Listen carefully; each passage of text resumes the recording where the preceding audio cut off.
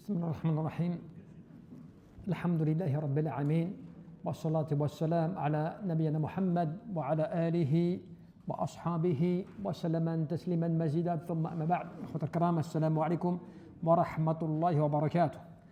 Inch'Allah, أخوة الكرام, nous allons aborder aujourd'hui une réflexion et cela sur le verset où Allah subhanahu wa ta'ala nous rappelle فذكر إنما أنت مذكر لست عليهم بمسيطر. Rappelle, car certes tu n'es qu'un rappelant. Rappelle parce que tu n'es qu'un rappelant et tu n'es pas un dominateur sur eux. Tu n'es point un dominateur sur eux. Qu'est-ce que l'on te dit de cela? تبين هذه الآية الكريمة حد الوظيفة التي كلف الله سبحانه وتعالى بها دعاته وعلماءه ومصلحي أمته.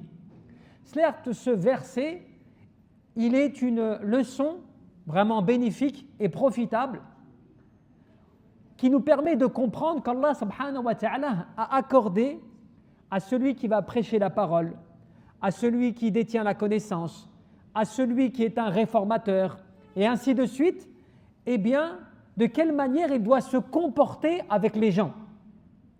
فَقَالَ لِلنَّبِيِّهِ صلى الله عليه وسلم فذكر. Et donc Allah Jalla fi'ula s'est adressé à son prophète en lui disant rappelle, fais le rappel. قم يعني بالبلاغ وتذكر فإن ذلك واجبك.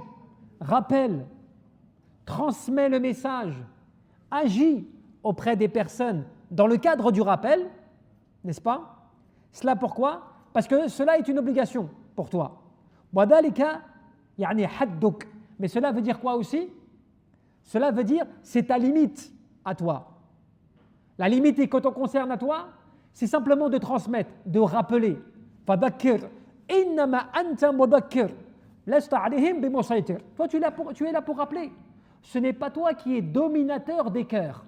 Ce n'est pas toi qui possède le pouvoir sur les cœurs. Ton rôle à toi, quel que soit ton rôle, quelle que soit ta personne, le père, le frère, le conseillant, quelle que soit la personne, ton rôle à toi, il se limite à la transmission, au rappel.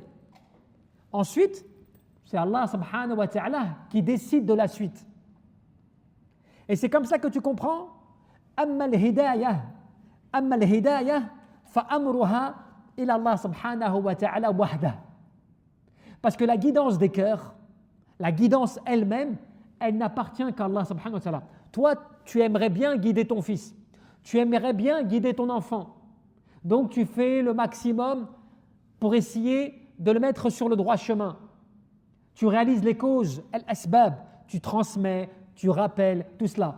Mais ensuite, ce n'est pas toi qui décides de la guidance.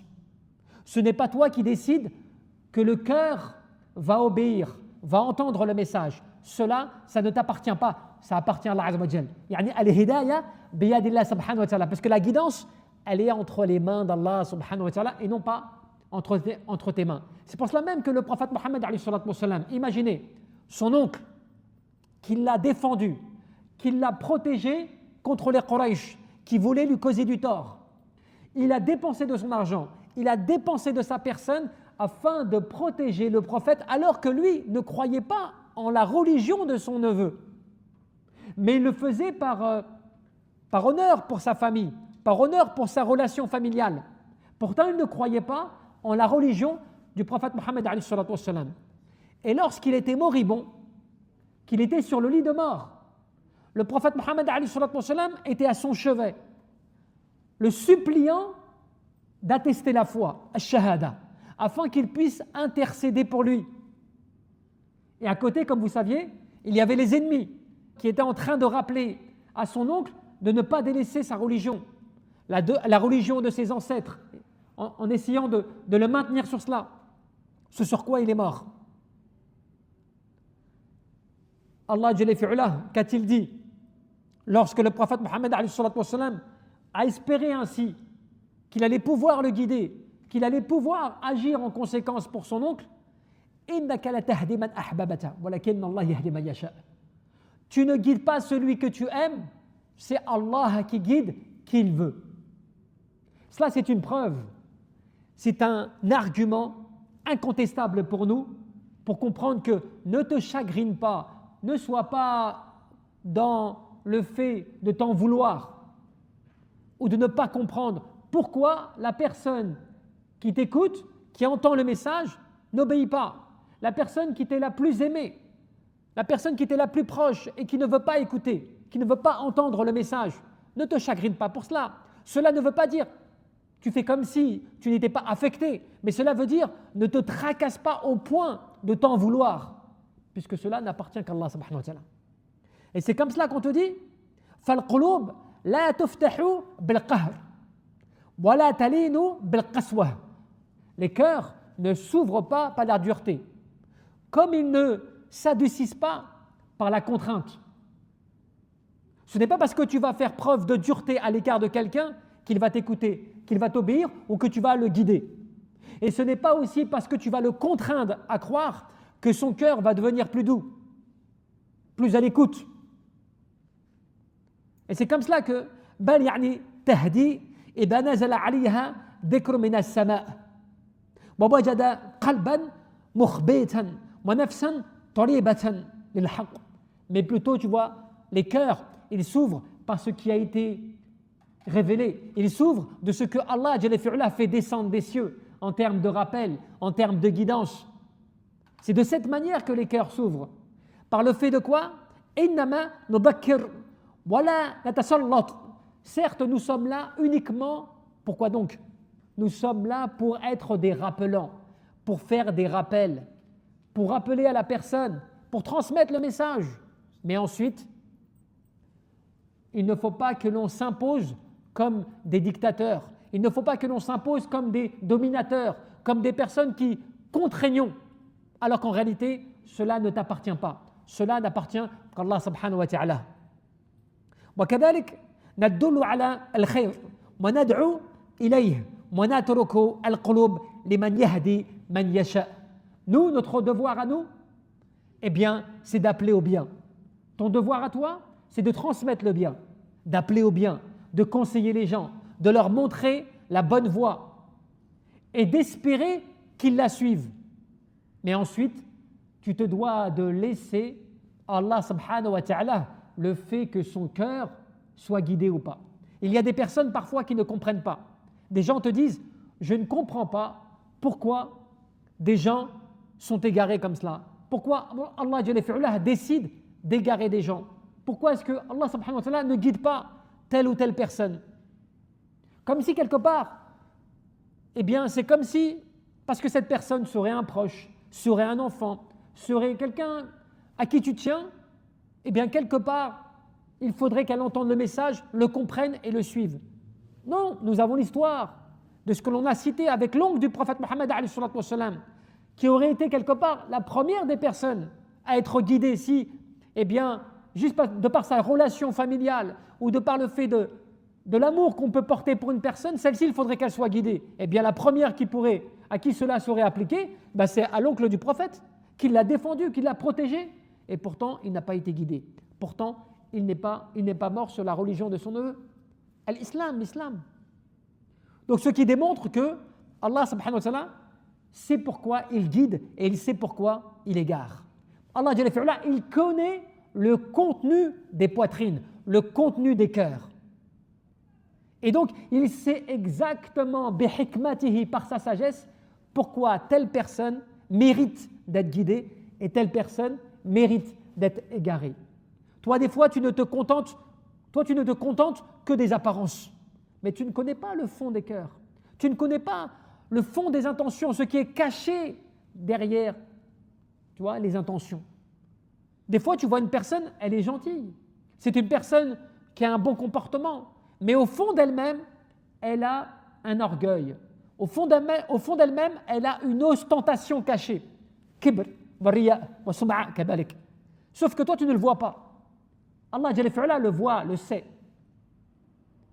Et cette personne-là, au fond d'elle-même, elle n'accepte pas, elle refuse, elle s'obstine.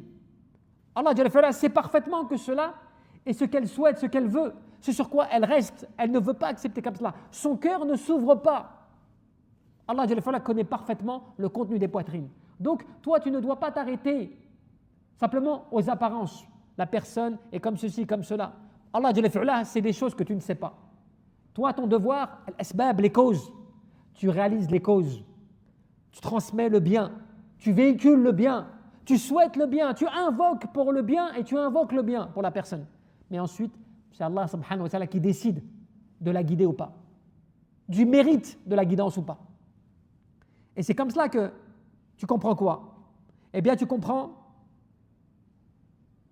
هذه الآية, ce verset, يعني تربية الداعية على الإخلاص والتجرد فليس عليه النتيجة. Cela, ça t'apprend quoi? Ça t'apprend que ça t'éduque sur le fait que toi, en tant que transmetteur, rappelant, فذكر إنما أنت مذكر لست عليهم بمسيطر, que toi, ton rôle à toi, il n'est pas de te concentrer sur les finalités. Ton rôle à toi, il est de te concentrer sur les causes et les moyens. Ce n'est pas pareil. Toi, tu dois réaliser les causes et faire en sorte. Mais la finalité, elle ne t'appartient pas. Elle n'appartient qu'à Allah subhanahu wa ta'ala. Et c'est Allah qui décidera de ce qu'il en est. وكذلك بل عليه البلاغ. Toi, c'est la transmission. وتعلمه الحكمة في النصح فيقدمه الكلمة الطيبة. Toi, c'est la sagesse. Toi, c'est de transmettre le bien, de montrer le meilleur. Toi, c'est d'être un rappelant, même dans ton comportement, dans ta manière d'être. C'est de porter des paroles douces, bonnes, apaisantes, rassurantes, motivantes. Toi, c'est ton rôle. Mais la suite ne t'appartient pas. وكذلك ويختار أفضل الأوقات ويستعين بالصبر وتذكره أن التوفيق هبات ربانية. Toi, tu dois essayer de mettre en place les moyens et les méthodes qui vont être les bonnes occasions et les moments opportuns pour que ton message soit accueilli de la meilleure des manières. Par exemple, tu vas faire preuve de patience. Si la personne n'écoute pas, tu ne vas pas insister. Lorsque tu te retrouves dans un contexte particulier, tu ne vas pas forcément évoquer le rappel parce que ce contexte-là n'est pas adéquat. En fait, tu vas faire preuve de psychologie et d'analyse. Tu ne vas pas parler comme cela. Il y a certaines personnes, parce qu'elles doivent transmettre le bien, parce qu'elles doivent prêcher, parce qu'elles doivent être des avertisseurs, des rappelants, eh bien, elles font cela sans prendre en considération le contexte, sans prendre en considération les gens qu'elle a en face d'elle. C'est pour ça que souvent même, dans beaucoup de mosquées, tu as des gens qui transmettent un discours, mais qui n'est pas adapté donc, à ceux qui écoutent. Voire même, certaines personnes écoutent un discours depuis 10 ans. Rien n'a changé. Tu sais pourquoi? Parce que le discours est en décalage avec la réalité de ce que les gens vivent. Et cela, tu vois, les ulama ont fixé une règle. Les qawlu maqamu maqal. Normalement, tu parles en conséquence de ce que les gens sont, ou bien de ce que les gens vivent. Parce que sinon, à quoi va servir la transmission de ces paroles? Si ces paroles sont mal comprises, ou bien elles ne sont pas adaptées. Les personnes ne savent pas de quelle manière elles vont mettre en application tes conseils. C'est pour ça que c'est important, même dans la da'wa, dans ton prêche, c'est important même dans ta méthodologie, dans le fait de comment ce que tu transmets ton message, de prendre en compte le contexte, de prendre en compte le lieu, les gens, voire même, je te dirais même, eh bien, la mentalité, l'état d'esprit des personnes à qui tu t'adresses. Et si on te dit, mais quelle est la preuve de cela? Tu vas dans Sahih al-Bukhari, l'un des plus authentiques des livres après le Coran. Tu as la parole de Ali, qu'est-ce qu'il te disait? Il te disait, transmettez aux gens ce qu'ils comprennent. Transmettez aux gens bima ya'rifun, ce qu'ils peuvent comprendre. Est-ce que vous voulez qu'ils démentent Allah et son prophète? De quelle manière ils vont démentir Allah et son prophète? Eh bien, ils vont démentir Allah et son prophète par le fait que tu vas leur transmettre des paroles qu'ils ne comprennent pas. Et de par le fait qu'ils ne comprennent pas, eh bien, ils ne les acceptent pas et ils les rejettent. يعني تكلموا حدثوا الناس بما يعرفون حدثوا الناس بما يعرفون parlez aux gens à la mesure de ce qu'ils peuvent comprendre te disait Ali radhiyallahu anhu ayukadzib Allah wa rasoul est-ce que vous voulez qu'il démonte Allah et son prophète et des fois cela tu le vis toi-même hein? Des fois dans ta famille autour de tes proches tu as envie de transmettre un message tu as envie de transmettre un ordre divin tu vas les voir et tu leur dis non mais cela ce que tu fais c'est pas bien cela c'est interdit cela ce n'est pas de cette manière mais la personne puisqu'elle n'est pas à un niveau spirituel nécessaire, elle ne comprend pas ce que tu lui dis. Et son réflexe, alimenté par son nefs, par son ego, son premier réflexe, qu'est-il? Eh bien, il est de rejeter l'ordre, de refuser le conseil, de se détourner de ce que tu lui demandes. Pourquoi cela? Parce qu'elle ne comprend pas ce que tu lui dis. Elle n'est pas au niveau de ce que tu lui dis. Mais la faute, elle appartient à qui? À celui qui n'a pas accepté? Peut-être, mais aussi à celui qui a transmis de la mauvaise des manières. Subhanallah, c'est une tarbiyah, une éducation, même dans ta transmission. Et c'est comme cela aussi, on te dit quoi? On te dit, eh bien, la yani tushtara, wala tufrat, ne sois pas de ceux qui vont brader comme cela le rappel, qui vont transmettre sans prendre en compte la situation. Au contraire, tu dois essayer d'invoquer Allah subhanahu wa ta'ala, d'espérer la guidance pour eux, d'être doux et bon, de montrer le meilleur de tes comportements, afin que la personne ou que les gens ne s'arrêtent pas simplement à tes paroles, mais ils s'arrêtent à ton comportement. Cela aussi, c'est une grande da'wa, c'est un grand prêche. وفي زمان تكثر فيه الغفلة وضعف فيه المسجد في قلوب الناس الحاجة إلى أن نكون مذكرين. À une époque comme la nôtre, où tu vois que les mosquées, eh bien, les gens ont du mal à y venir, que tu vois que le cœur des gens, le cœur des gens est distrait, que les gens ont du mal à patienter, à écouter un rappel, que tu vois que nous vivons une époque où il est difficile à la personne d'être pratiquante religieuse. À plus forte raison, tu dois adapter vraiment, vraiment en conséquence ton discours et adapter tes propos. Parce que ton but sera de les rapprocher et de ne pas les éloigner. Yassiru wa la tu'assiru wa bashiru wa la tunaffiru. Facilitez les choses et ne les rendez pas difficiles. Annoncez la bonne nouvelle et ne faites pas fuir les gens. Et c'est comme cela que tu comprends, eh bien, que tu dois leur faire un rappel. وَنُذَكِّرُ النَّاسِ بِفَضْلِ صَلَاةِ الْفَجْرِ في المسجد وبعظمة القرآن وبحق الوالدين وبهمة الإخلاص وحسن النية. نذكر كذلك على الله سبحانه وتعالى أن يفتح قلبه.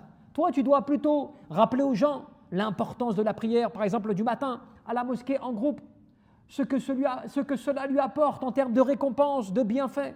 Tu dois lui rappeler l'importance du Coran, tu dois lui rappeler l'importance du respect des liens de parenté, de la sincérité dans les œuvres. Tout cela, c'est comme cela que tu dois être avec les gens, et il se peut que grâce à cela, Allah subhanahu wa ta'ala va lui ouvrir le cœur à la guidance et au bien.